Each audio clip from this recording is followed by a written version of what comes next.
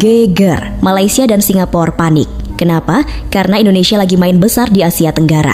IKN Nusantara, Pelabuhan Patimban, kawasan industri Morowali, bahkan proyek hilirisasi energi senilai hampir 600 triliun rupiah. Semua lagi dijalankan sekaligus. Prabowo Subianto gercep banget, pengen Indonesia nggak cuma jadi penonton di pasar global, tapi jadi pemain utama. Bayangin, negara tetangga yang selama ini santai tiba-tiba gemetar karena mega proyek kita mulai menggeser posisi mereka. Kita bakal lihat bagaimana Indonesia mulai kuasai energi, nikel dan industri strategis lain yang bikin ekonomi regional panas. Bisa jadi ini titik balik terbesar dalam sejarah ekonomi ASEAN. Tapi pertanyaannya, apakah Indonesia bakal berhasil atau justru Chef Uskun terjebak dalam risiko proyek raksasa yang enggak sedikit? Tonton terus, karena kita bakal bongkar semua drama mega proyek yang bikin Malaysia dan Singapura kaget luar biasa. Yang harus kita mulai, kita laksanakan adalah hilirisasi. Hilirisasi tahun ini ada 18 proyek hilirisasi prioritas 2026. Hilirisasi. Apa sih hilirisasi? Emang hilirisasi bisa bikin Indonesia maju? Tidak ada sebuah negara di dunia ini yang mempunyai sumber daya alam dan negara berkembang menjadi negara maju tanpa ada penciptaan nilai tambah terhadap sumber daya alam dia. Caranya cuma satu, hilirisasi. Karena dalam hilirisasi itu ada industrialisasi. Disitulah penciptaan lapangan pekerjaan. Disitulah ada pemerataan pertumbuhan ekonomi. Dan pertumbuhan ekonomi itu harus berkualitas. Maka saya menerjemahkan apa yang disampaikan oleh Pak Presiden Prabowo, bahwa hilirisasi di Republik Indonesia ini 91% ada di sektor SDM, migas, mineral, batu bara. Nah makanya mengakhiri apa yang saya sampaikan ini, saya mohon dukungan dari para Komisi 12 sebagai lembaga representasi rakyat. Mesin besar bernama hilirisasi Ma Indonesia mulai menggeser arah permainan. Mari kita mulai dari satu kenyataan sederhana yang sering kita pura-pura lupa. Selama puluhan tahun Indonesia ini seperti orang kaya yang hidup miskin. Tanahnya penuh mineral, lautnya luas, hutannya kaya, tapi yang menikmati nilai tambahnya justru negara lain. Kita gali, mereka olah. Kita kirim mentah, mereka jual mahal. Sederhana, menyakitkan, dan agak memalukan kalau dipikir-pikir terlalu lama. Nah, di titik itulah cerita ini mulai menarik. Ketika Prabowo Subianto mendorong percepatan mega proyek hilirisasi senilai hampir 600 triliun rupiah, itu bukan sekadar proyek pembangunan biasa. Ini lebih mirip upaya mengubah mental ekonomi sebuah bangsa. Dari mental penjual bahan mentah menjadi mental produsen barang bernilai tinggi. Dan percayalah, pergeseran mental seperti ini biasanya bikin banyak pihak gelisah. Karena selama ini ada banyak pemain global yang sudah terlalu nyaman dengan posisi Indonesia sebagai pemasok bahan baku. Murah, melimpah, dan tidak banyak protes. Bayangkan kalau tiba-tiba Indonesia berkata, maaf, mulai sekarang kami olah sendiri. Itu seperti warung yang biasanya cuma jual singkong mentah tiba-tiba berubah jadi pabrik keripik premium. Margin berubah, permainan berubah, dan rupanya pemerintah sadar betul soal ini. Dalam rapat terbatas di Istana pada 6 November 2025, instruksi yang keluar tidak terdengar seperti birokrasi biasa. Nada pesannya sederhana tapi keras. Percepat, semua proyek hilirisasi harus menyelesaikan pre-feasibility study sebelum akhir tahun. Setelah itu, langsung gas konstruksi tahun 2026. Tidak ada cerita santai-santai. Kalau kita terjemahkan ke bahasa warung kopi, kira-kira bunyinya begini. Sudah terlalu lama kita menunggu, sekarang kerja. Kenapa mendadak begitu agresif? Karena dunia sedang berubah sangat cepat. Permintaan energi baru meningkat. Industri kendaraan listrik meledak. Rantai pasok global sedang bergeser. Negara yang lambat mengambil posisi biasanya cuma kebagian sisa. Indonesia tampaknya tidak ingin lagi duduk di bangku penonton. Bayangkan angka yang sedang dimainkan di sini, 600 triliun rupiah. Itu bukan angka kecil bahkan untuk negara besar. Ini bukan proyek satu pabrik atau satu pelabuhan. Ini jaringan industri yang menyentuh energi, mineral, pertanian, perikanan sampai manufaktur. Efek dominonya bisa panjang. Lapangan kerja baru muncul. Industri turunan berkembang. Teknologi masuk dan yang paling penting, nilai tambah tidak lagi kabur ke luar negeri. Selama ini cerita klasik Indonesia selalu sama. Kita ekspor nikel mentah. Negara lain mengolahnya menjadi baterai. Lalu kita membeli kembali produk akhirnya dengan harga jauh lebih mahal. Lucu? Tidak juga. Lebih tepat disebut tragis. Makanya hilirisasi sering disebut sebagai perang ekonomi sunyi. Tidak ada tank, tidak ada peluru, tapi dampaknya bisa menentukan posisi ekonomi sebuah negara selama puluhan tahun. Dan pemerintah tampaknya ingin memastikan Indonesia tidak kalah di perang sunyi ini. Salah satu medan tempur utamanya adalah energi. Ini bagian yang sering luput dari perhatian publik, padahal sangat krusial. Indonesia selama ini punya satu masalah klasik, impor LPGE. Jumlahnya bukan kecil, bisa mencapai hampir 10 juta ton per tahun. Artinya apa? Artinya kita negara kaya energi, tapi masih harus beli gas dari luar untuk memasak di dapur sendiri. Ironisnya agak menyengat. Itulah mengapa proyek DME tiba-tiba jadi prioritas besar. Dimetil ether atau DME diproyeksikan sebagai pengganti LPGE. Bahan bakunya, batu bara domestik. Jadi daripada batu bara cuma diekspor mentah, sebagian diolah menjadi energi alternatif. Ini strategi yang menarik, karena di satu sisi kita mengurangi impor LPGE, di sisi lain kita menambah nilai ekonomi batu bara. Dua masalah diselesaikan sekaligus. Tentu saja tidak semua orang langsung tepuk tangan. Ada kritik soal lingkungan, ada pertanyaan soal efisiensi, ada juga yang khawatir proyek seperti ini akan berakhir seperti banyak banyak proyek besar di masa lalu, dimulai megah, selesai entah kapan. Kekhawatiran itu wajar. Sejarah pembangunan di Indonesia memang tidak selalu mulus.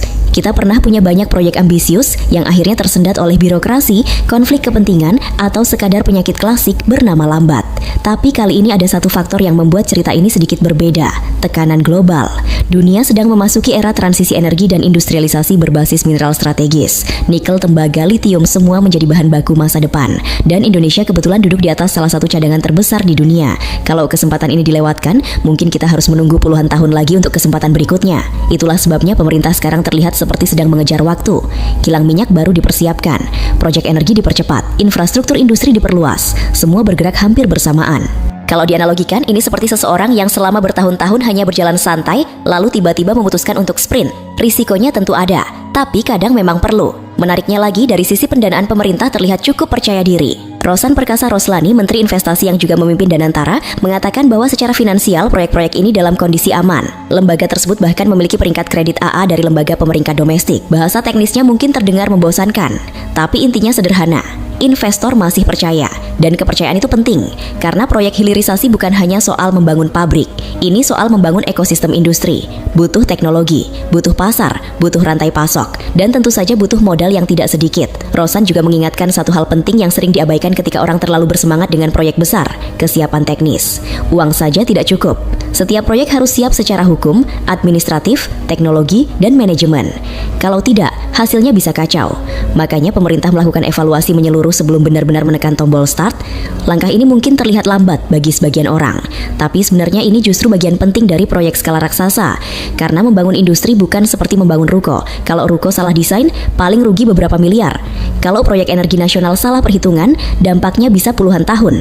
Dan disinilah cerita hilirisasi Indonesia mulai terasa seperti drama ekonomi besar. Ada ambisi besar, ada risiko besar, ada harapan besar. Pertanyaannya sekarang bukan lagi apakah Indonesia punya sumber daya, itu sudah jelas. Pertanyaannya adalah apakah kita cukup disiplin untuk mengolahnya sendiri, karena sejarah membuktikan satu hal sederhana. Banyak negara kaya sumber daya gagal menjadi negara maju bukan karena mereka miskin, tapi karena mereka tidak pernah serius membangun industrinya sendiri. Indonesia sekarang sedang mencoba membuktikan bahwa nasib itu bisa diubah. Dan kalau proyek 600 triliun rupiah ini benar-benar berjalan sesuai rencana, dampaknya bisa jauh lebih besar dari sekadar angka investasi.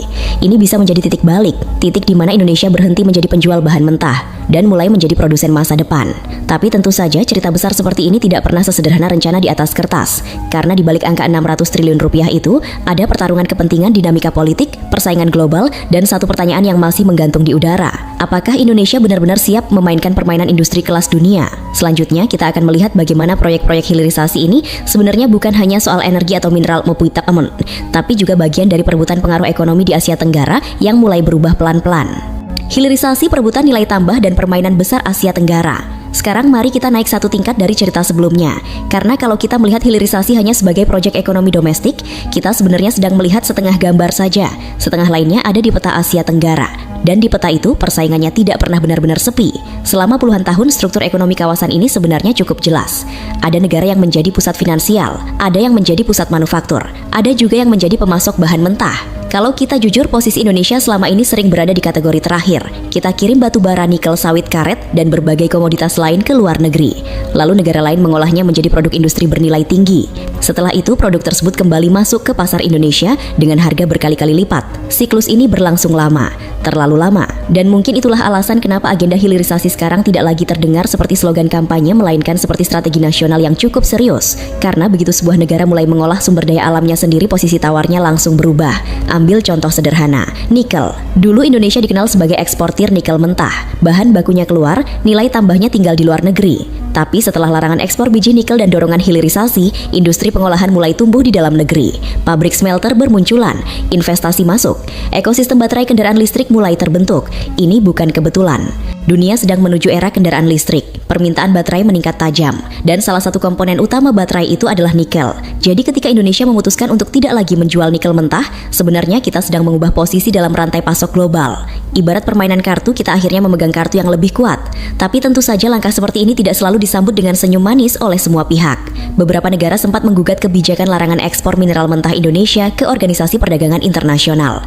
Alasannya klasik, dianggap mengganggu pasar global. Padahal kalau dipikir-pikir, berpikir negara maju sudah melakukan hal yang sama sejak lama.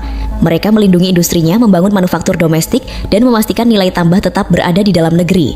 Bedanya, ketika negara berkembang mencoba melakukan hal yang sama, sering muncul tuduhan tidak fair. Agak ironis, bukan? Namun Indonesia tampaknya memilih tetap melanjutkan jalannya. Dan sekarang hilirisasi tidak lagi hanya berhenti di sektor mineral. Pemerintah mulai memperluasnya ke energi, pertanian, hingga perikanan. Ini bagian yang sering kurang dibicarakan, padahal sektor-sektor tersebut punya potensi nilai tambah yang luar biasa besar. Bayangkan sektor perikanan. Indonesia adalah salah satu negara dengan wilayah laut terbesar di dunia.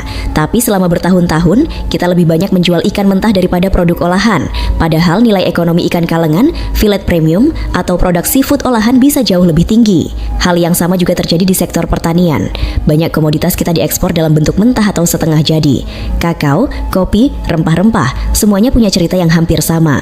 Indonesia menghasilkan bahan baku, negara lain menjual produk akhirnya. Dan kalau kita jujur, pola ini sebenarnya sudah membuat Indonesia kehilangan triliunan rupiah nilai ekonomi setiap tahun. Itulah sebabnya pemerintah sekarang terlihat seperti sedang mencoba memotong rantai lama itu.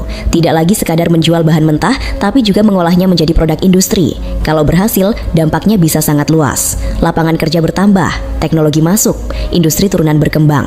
Dan yang paling penting, ekonomi nasional menjadi lebih tahan terhadap fluktuasi harga komoditas global. Karena selama ini ada satu masalah klasik dalam ekonomi berbasis komoditas. Harga bisa naik turun sangat tajam. Ketika harga batu bara tinggi, ekonomi daerah penghasil ikut melonjak. Tapi ketika harga jatuh, semuanya ikut goyah. Dengan hilirisasi, nilai ekonomi tidak lagi sepenuhnya bergantung pada harga bahan mentah. Nilai tambahnya berada di industri pengolahan. Inilah yang sedang coba dibangun melalui proyek-proyek senilai hampir 600 triliun rupiah tadi. Namun seperti semua proyek besar, selalu ada sisi skeptis yang muncul. Sebagian pengamat mengingatkan bahwa hilirisasi bukan sekadar membangun pabrik. Ia membutuhkan banyak hal lain, infrastruktur logistik, energi yang stabil, tenaga kerja terampil, hingga kepastian regulasi. Kalau salah satu saja tidak siap, efek dominonya bisa panjang. Misalnya listrik. Industri pengolahan mineral membutuhkan energi dalam jumlah besar. Smelter bukan seperti pabrik kecil yang bisa hidup dengan listrik seadanya. Mereka butuh pasokan energi stabil 24 jam sehari. Artinya pembangunan pembangkit listrik juga harus berjalan seiring. Belum lagi masalah logistik. Indonesia adalah negara kepulauan. Mengirim bahan baku dari satu pulau ke pulau lain bukan perkara mudah. Biaya transportasi bisa melonjak jika infrastrukturnya tidak memadai. Jadi hilirisasi sebenarnya seperti membangun puzzle raksasa. Setiap bagian harus saling cocok. Kalau satu potongan hilang, gambarnya tidak akan pernah lengkap. Pemerintah tampaknya cukup sadar dengan tantangan ini. Itulah sebabnya proyek hilirisasi tidak berdiri sendiri. Ia sering berjalan bersamaan dengan pembangunan pelabuhan, kawasan industri, jalan tol, hingga jaringan energi. Semua ini bagian dari satu strategi besar, membangun ekosistem industri nasional.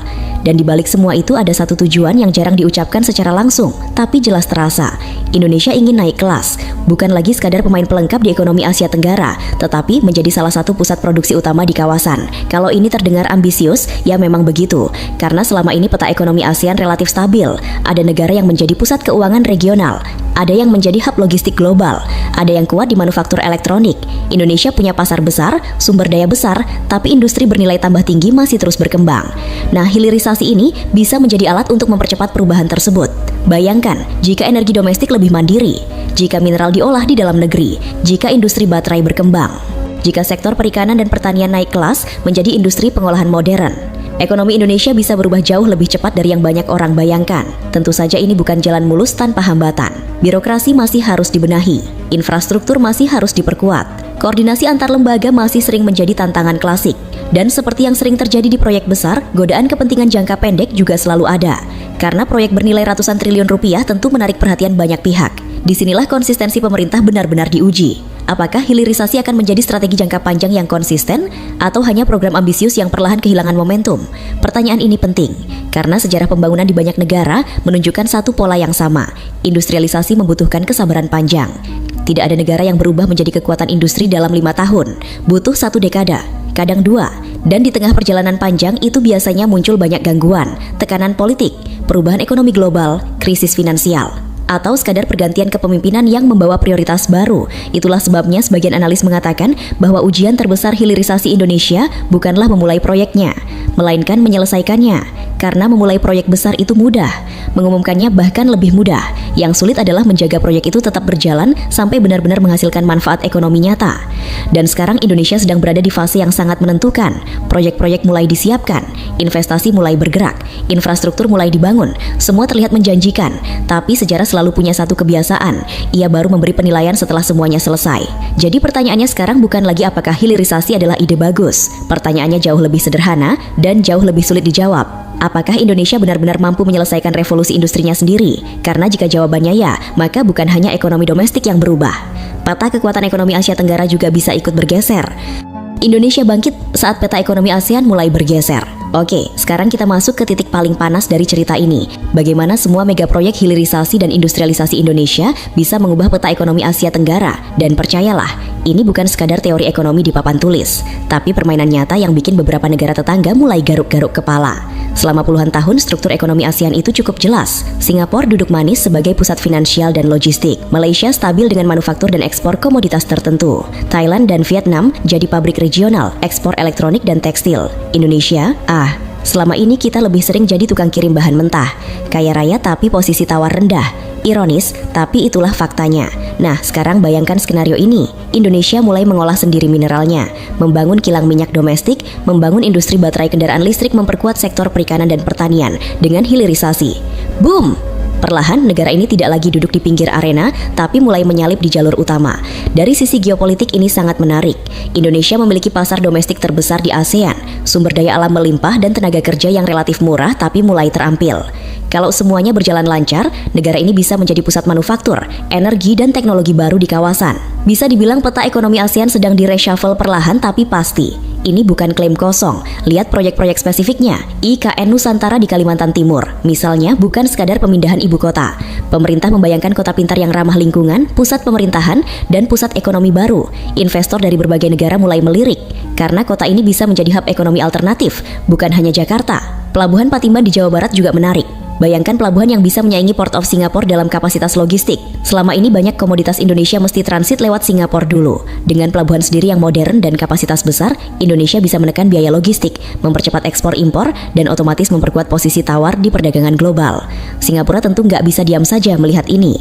Lalu kawasan industri seperti Morowali. Dari tambang nikel mentah yang dulunya diekspor mentah, kini Indonesia mulai memprosesnya menjadi bahan baku baterai kendaraan listrik.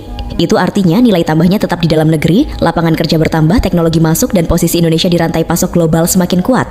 Energi juga nggak kalah penting. Proyek DME dan kilang minyak domestik bukan sekadar soal energi murah untuk dalam negeri. Ini soal kedaulatan. Selama ini ketergantungan pada impor LPG dan minyak membuat Indonesia rentan terhadap fluktuasi harga dunia dan tekanan politik. Sekarang, pemerintah mulai memotong ketergantungan itu. Kalau proyek ini berhasil, Indonesia bisa lebih mandiri, lebih kuat, dan punya leverage lebih di arena internasional.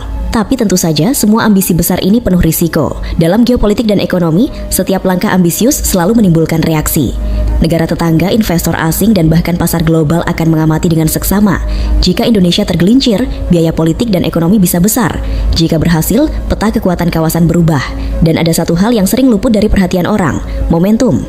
Dunia sedang dalam fase transisi energi, revolusi kendaraan listrik, dan transformasi rantai pasok global. Cadangan nikel, gas, dan mineral strategis menjadi sangat krusial. Indonesia kebetulan duduk di salah satu posisi paling strategis. Kalau dilewatkan, peluang itu bisa hilang untuk satu generasi. Kalau kita hubungkan semua titiknya, ada satu kesimpulan sederhana tapi dramatis. Indonesia sedang memainkan permainan besar. Ini bukan hanya soal pembangunan pabrik atau kilang, ini soal meredefinisi posisi negara di ASEAN dan dunia. Ini soal memastikan bahwa dalam 2 dekade ke depan, Indonesia tidak lagi hanya penonton, tapi pemain utama. Dan tentu saja drama belum selesai. Keberhasilan semua megaproyek ini akan diuji dari banyak sisi. Disiplin pelaksanaan, koordinasi lintas lembaga, keberlanjutan investasi, serta ketahanan politik. Sekali salah langkah, proyek bisa tersendat. Sekali berhasil,